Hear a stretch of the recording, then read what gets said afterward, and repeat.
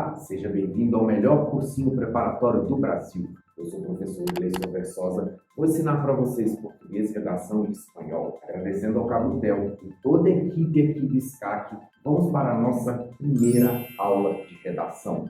Nessa primeira aula de redação, pessoal, eu vou explicar para vocês uma coisa importantíssima que pouca gente leva em consideração, que é o seguinte: como funciona o processo para que a sua redação seja corrigida, tá? É importante que você saiba como funciona esse processo por causa do seguinte, tá? Quando você termina a sua redação, para onde que a sua redação vai? Quando você acaba de fazer o seu texto, o que acontece com ele desde a hora que você entrega lá para o sujeito que recolheu o seu texto até a hora que a nota aparece para você? Tá? O que acontece é o seguinte: você necessitará saber como funciona mais ou menos esse processo, porque dentro da nossa metodologia, nós vamos fazer com que você ganhe mais pontos por causa do processo de seleção. Ou seja, a partir do conhecimento de como funciona esse processo de correção da sua redação, vai ficar muito mais fácil para que você consiga trabalhar dentro dos meandros da correção. Quando você sabe como funciona, vai ficar mais fácil, digamos assim, a gente hackear esse processo de correção. E aí nós vamos saber como funciona o processo, assim nós vamos saber como pontuar mais. Afinal de contas, a gente sempre aprova bastante aluno, os nossos alunos sempre têm notas altas, porque a gente explica para eles como funciona o processo e que a gente não estuda nada que não seja importante, nada que não seja relevante para que o aluno se dê bem. Ok? Então, beleza, pessoal. De início, vou falar para vocês o seguinte: você está lá fazendo sua prova, foi lá, terminou sua prova de redação e a sua prova escrita, tá? O que vai acontecer nesse momento? Você vai lá e entrega essa prova, a sua redação para o examinador. Esse examinador que está na sala vai levar a sua prova juntamente com a sua prova de marcar, né? Aquela prova lá que você deu o xizinho. E depois essas provas elas vão ser separadas, tá? Uma parte dessa prova, que é aquela do gabarito, né? Que você colocou lá nos quadradinhos e tal, vai ser corrigida com um scanner, né? Então ela vai ser corrigida de maneira automática. Já a sua prova de redação, essa é diferente, galera. Essa não é corrigida por um scanner, tá? Essa é corrigida por um ser humano mesmo, tá? Um ser humano mesmo. Ele vai olhar a sua prova, ele que vai corrigir. O termo certo nem seria corrigir, ele vai avaliar a sua prova. Então, um é feito de uma maneira mecânica, o outro é feito de uma maneira humana, tá? E aí já vai ter implicações, até mesmo na prova de marcar, quando lá te pedirem para que você coloque preenchido e tal, você tem que preencher o gabarito bem feito, porque isso ele vai ser lido de maneira mecânica. Já no caso da sua prova de redação, vai ser um ser humano de carne e osso que vai pegar a sua prova e vai corrigi-la. E por isso a gente já tem que pensar em algumas coisas, galera. Por exemplo, como é que tem que ser a sua letra, considerando que quem vai corrigir é um ser humano e não uma máquina? Bom, é óbvio que se você está fazendo uma prova que será corrigida por uma pessoa, a pessoa precisa entender sua letra, tá? Então, a letra vai ser a nossa primeira trincheira, ou seja, o primeiro local no qual você precisa ficar muito atento. Pode letra feia? Pode letra feia, desde que a sua letra feia seja legível, tá? Então, pode, por exemplo, fazer uma letra como essa que eu costumo fazer, que é uma letra de forma? Pode também, pode também. Não é proibido, tá? Você pode sim fazer uma letra de forma. Nesse caso, você só tem que ficar muito atento com palavras que requerem uma letra maiúscula, como por exemplo Brasil, né? Aí você vai precisar deixar bem claro mesmo lá para o sujeito que você está mostrando a prova, que esse sujeito está vendo uma letra maiúscula, tá? Esse sujeito que está vendo a prova, ele não pode ter dúvidas. Por que eu vou dizer isso para vocês, que ele não pode ter dúvidas? Esse processo de correção ele é feito através de professores que têm que ter sido formados em letras e ter especialização. E esses professores passam por inúmeros processos seletivos, tá? E depois eles se tornam corretores. E como que essa prova chega para eles? Chega através do computador, tá? Ela é escaneada e na sequência ela é mandada para esses corretores, tá? E esses corretores, galera, recebem muito pouco. Eles recebem na faixa aí de R$3 por prova. Ou seja, é muito pouco dinheiro. E como é que esse corretor consegue ganhar uma graninha corrigindo a prova, considerando que é muito pouco dinheiro? Simples, ele tem que corrigir muita prova. Tem que corrigir muita prova, tá? Eles têm que corrigir no mínimo 100 provas por dia. Então é claro que se você está dentro de um contexto que o sujeito não tem tempo, ele tem que produzir muito, se você fizer uma letra muito esquisita e uma letra muito feia, ele não vai ficar prestando atenção na sua letra esquisita e na sua letra feia, tá? Então, a sua letra tem que ser daquele tipo que o cara bate o olho e ele já identifica. Porque se ele tiver que ficar muito tempo ali imaginando o seu texto, olhando para ver como é que está a sua letra, vai dar ruim para você. Por quê? Quanto mais o cara olhar o seu texto, mais erro ele vai achar. Então você já tem que deixar bem claro, por exemplo, é uma maiúscula, você vai deixar uma maiúscula bem claro. Você foi lá e vai escrever uma palavra com acento, né? Por exemplo, a palavra órgão. Um órgão de regulação, por exemplo. Você vai lá, vai escrever o acento certinho para o lado esquerdo, pro lado direito. Você não vai lá e fazer um acento, o caboclo fica na dúvida, tipo assim, para onde que está esse acento? Você não vai fazer isso. Porque se você fizer dessa forma, vai gerar dúvidas nele, e ao gerar dúvidas nele, para ele ganhar apenas R$3 nessa correção, vocês acham mesmo que ele vai ficar pensando se acertou, comparando com o outro? Não. Ele vai considerar isso aqui errado e o problema é seu. Então, qual que é esse primeiro pulo do gato que a gente tem que ter nessa consciência na hora de fazer a sua redação? A primeira coisa que você tem que pensar é o seguinte: o corretor ganha muito pouco e ele não tem tempo, tá? Então, como ele não tem tempo e ganha muito pouco, se você ficar enrolando ele ou tentando enrolar ele, ele não vai ter a menor paciência com o seu texto, tá? Ele muito provavelmente não vai ficar feliz, vai começar a olhar o seu texto com uma lupa, como se fosse uma lupa mesmo, para enxergar erro, e todas as vezes que o corretor procura erro no seu texto, ele vai achar. Isso aí você pode ter certeza, ele vai achar erro. Então não deixe margem para ele procurar erro, tá? Você vai lá, você vai colocar o acento direitinho para o lado de cá, tá? Você não vai colocar o acento no meio ou colocar o acento errado, que no caso seria para a esquerda, tá? Então lembrando que o acento ele vai estar sempre para a direita, tá? Por exemplo, sei lá, a palavra parar, ele vai estar sempre para a direita, sempre, mesmo que seja no início, exceto quando a gente estiver falando de crase, que aí ele vai estar para a esquerda. Então, o mesmo processo, você não vai chegar aqui na crase e fazer assim, ó. O aluno tenta enrolar, ele sempre vai fazer desse jeito. Não é, você vai fazer quando for crase para a esquerda e todos os outros para a direita. Você vai deixar bem claro para o examinador que você está acertando. Mesmo esquema o tio, né? Claro que, galera, o negócio não é tão assim, vamos dizer, radical. Você foi lá e colocou assim, tudo bem que o certo seria o tio ficar apenas, então, somente aqui, tá? Mas vamos supor que você fez assim, porque você normalmente já faz assim, ó.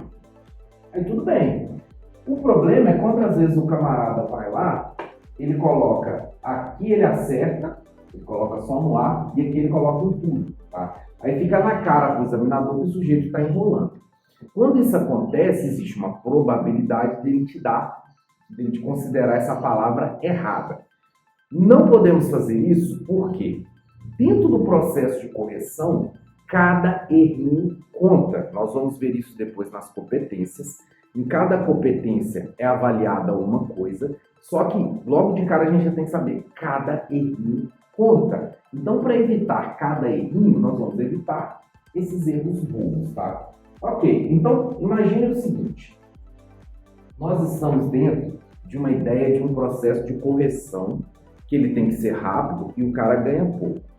Aí nós vamos ter que ter muito cuidado com a letra e vamos ter que ter muito cuidado com outras questões, como por exemplo, uma questão que sempre aparece, que é como fazer uma rasura, tá? Pense no seguinte, se você foi lá e escreveu, vamos pegar a palavra Brasil, né? A palavra Brasil. Você foi lá e escreveu a palavra Brasil, só que você foi lá e escreveu com Z. escreveu com Z. O Brasil com Z. Você vai escrever errado. Na hora que você for fazer a rasura, tá? Você vem e simplesmente coloca um risco. Um risco visível, que o examinador consiga perceber que você fez um risco e você está anulando a palavra. Aí, pessoal, tem uma coisa séria que é o que nós vamos falar um pouquinho mais na parte que a gente vai explicar sobre questões que zeram a sua redação. Você tem que tomar muito cuidado para evitar de fazer alguma coisa que possa ser interpretado como o famoso nada a ver. O que seria o nada a ver? Tem alunos e tem alguns professores mal informados que dizem o seguinte: não, quando você fizer isso aqui, você vem e coloca um parênteses na frente e diz errei, ou alguma coisa desse tipo. Nada disso é previsto na regra, nada disso. Inclusive, se você fizer isso, você vai tomar 0. Se você colocar lá errei, examinador, examinador considera tal coisa, você vai tomar 0. Então, nada disso aqui é previsto. Qualquer coisa, qualquer escripulia criativa que você imaginar, você não deve fazer. Você deve simplesmente ir lá e colocar um risquinho. Lembre que o princípio é: tempo do cara é curto e ele ganha pouco, então nós vamos facilitar ao máximo a vida dele, para que ele facilite a sua vida e para que ele te dê mais nota. O nosso objetivo é, pura, única e simplesmente, ganhar mais dinheiro. É só isso.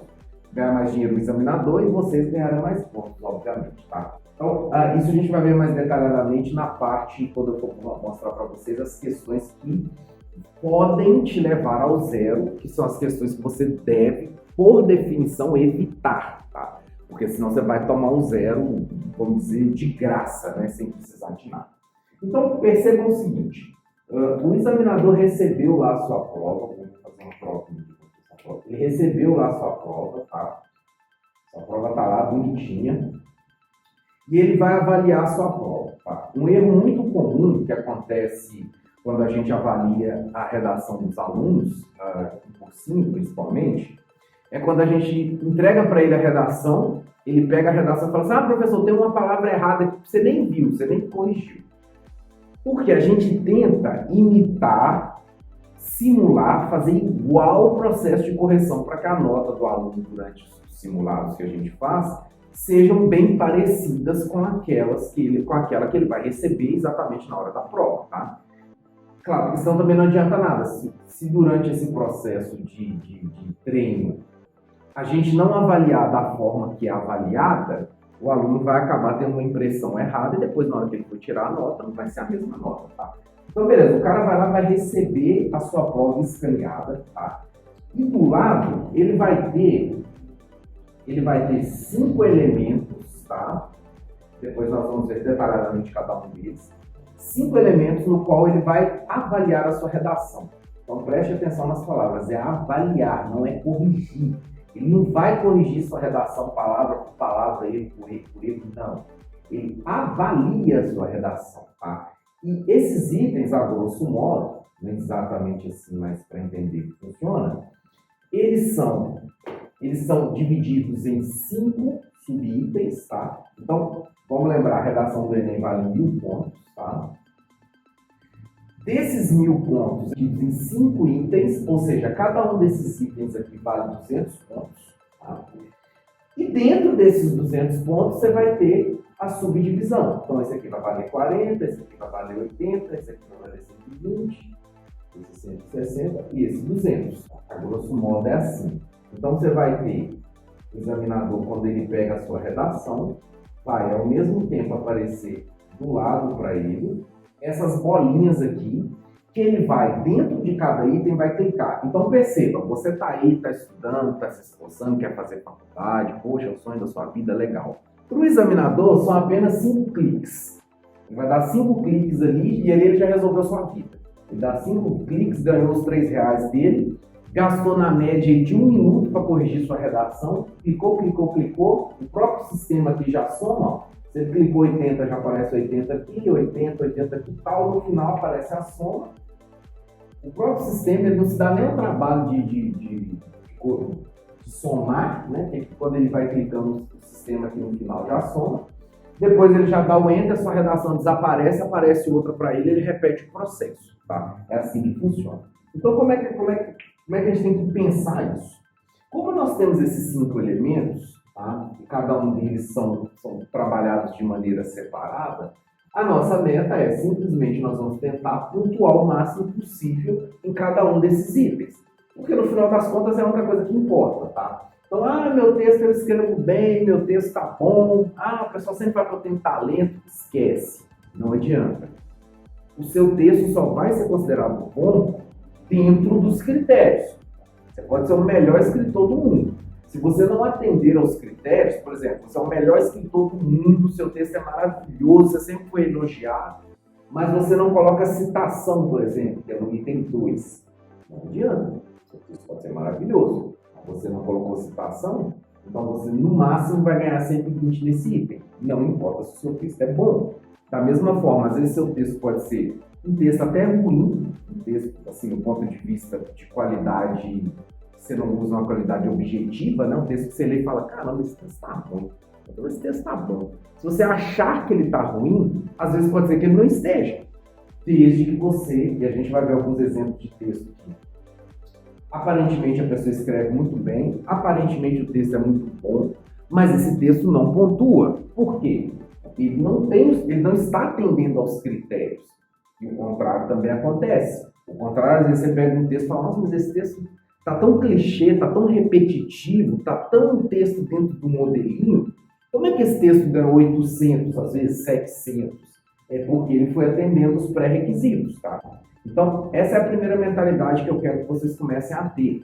O julgamento do seu texto, se ele é bom ou ruim, ele é um julgamento objetivo, tá? E tem que ser um julgamento objetivo, porque é um julgamento que vai acontecer dentro de um processo de correção que acontece em massa, tá? Nós estamos falando, pessoal, de milhões de candidatos do Enem.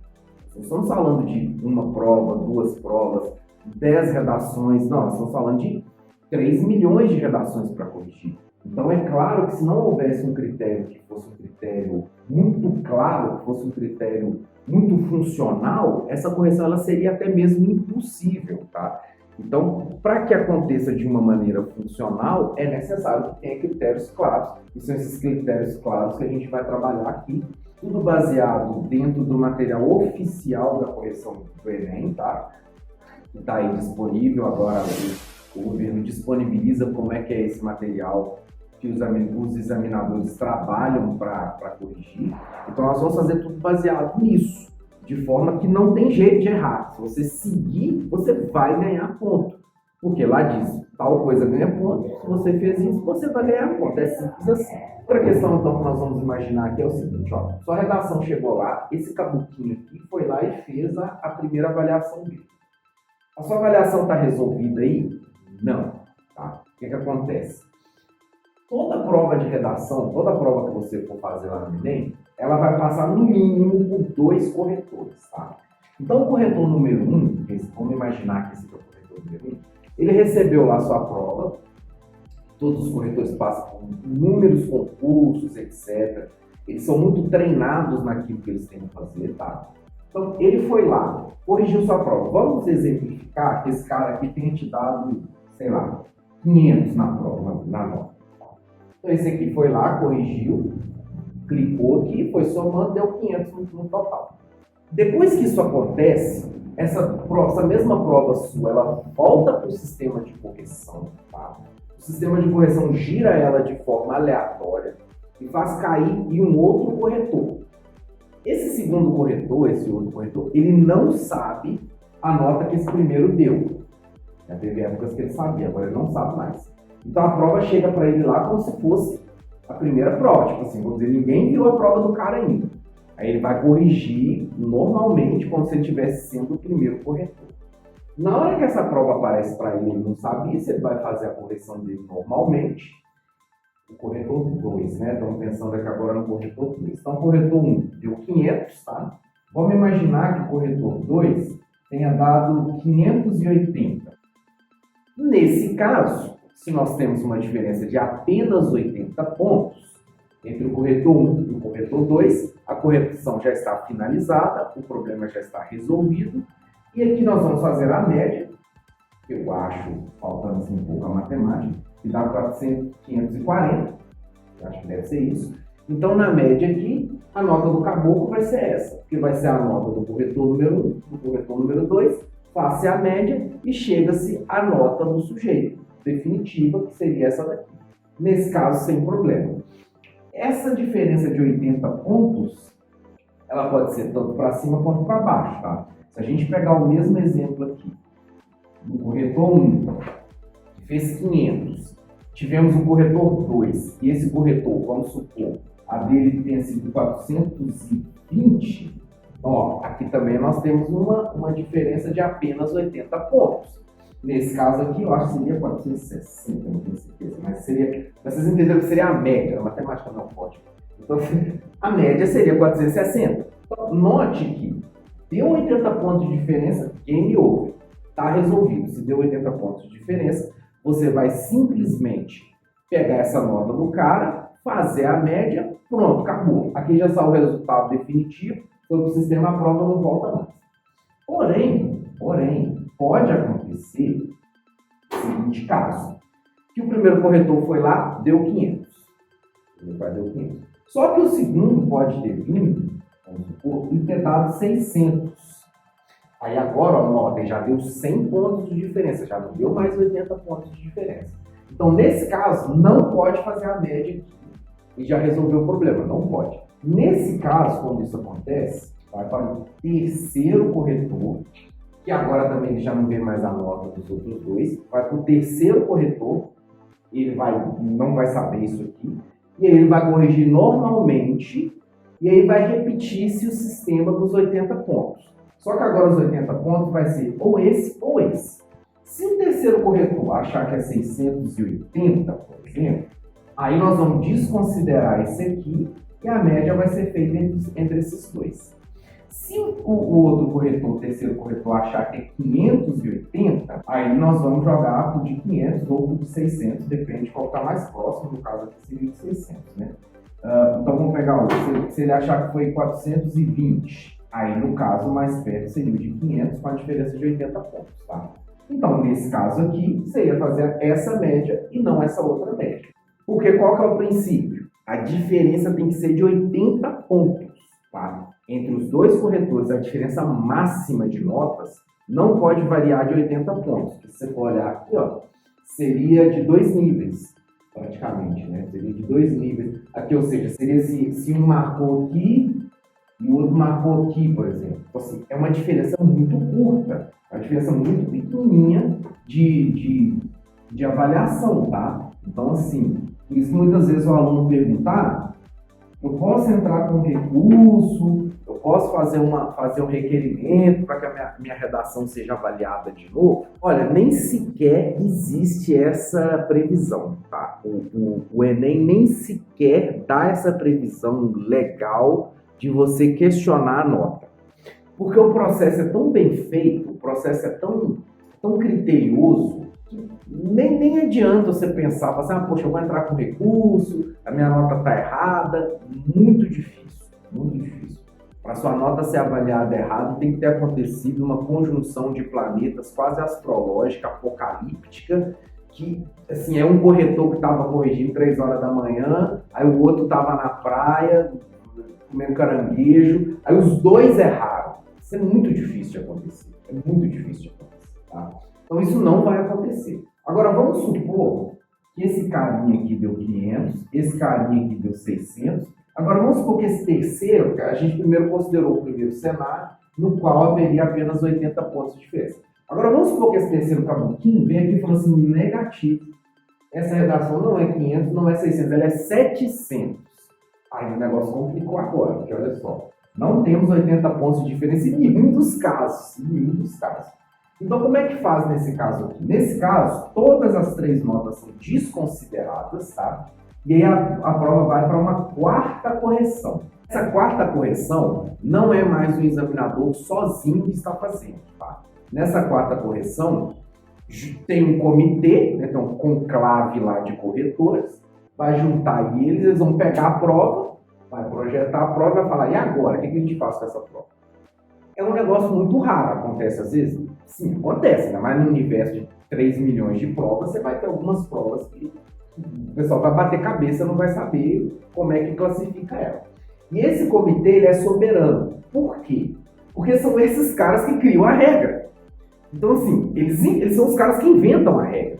Então, se tiver algo ali que não conseguiu ser dirimido, que não conseguiu ser resolvido com 3 corretores diferentes, muito provavelmente, ou é alguma coisa que não está na regra, ou é um aluno que fez um texto muito esquisito, muito fora da curva, que ninguém soube como classificá-lo. E aí, esse grupo aqui, ó, eles têm o poder para dizer, não, essa redação eu acho que ela é 1000, eu acho que ela é, sei lá, 1000, eu acho que ela é 200, sei lá, esse grupo aqui, o que ele decidir, está decidido. Porque isso aqui tudo é jogado no lixo, e nessa 4ª correção, eles dizem, não, eu quero que essa redação seja X, porque nós achamos que a nota dessa redação é X. Então, esse é um dos motivos pelos quais você não pode entrar com recurso, eles nem sequer aceitam isso. Porque você imagina, já passou por todo... Aliás, o próprio corretor, para ele chegar aqui, já é um processo longo, muito longo. Ele tem que fazer curso, fazer prova.